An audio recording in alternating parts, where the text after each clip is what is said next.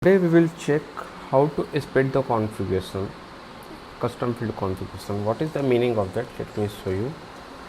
Just open your field, go to custom field.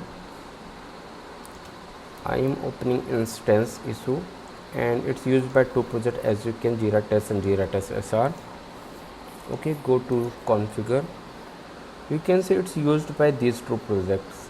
Okay, now I want to for your practical one, okay, if there are 50 values are there and now your user want to change, okay, they want to create a different context, so manually if you're going to create, it will take so much of time and errors also can come, but I don't want to do that one. I, with the help of ScriptRunner, you can do.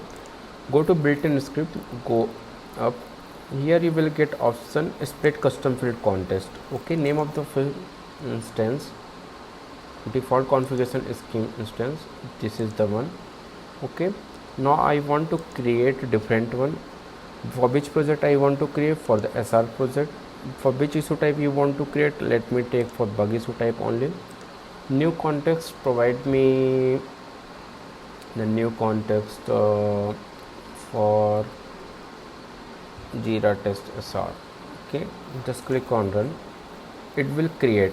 Okay, go here, click on refresh, see it's got created.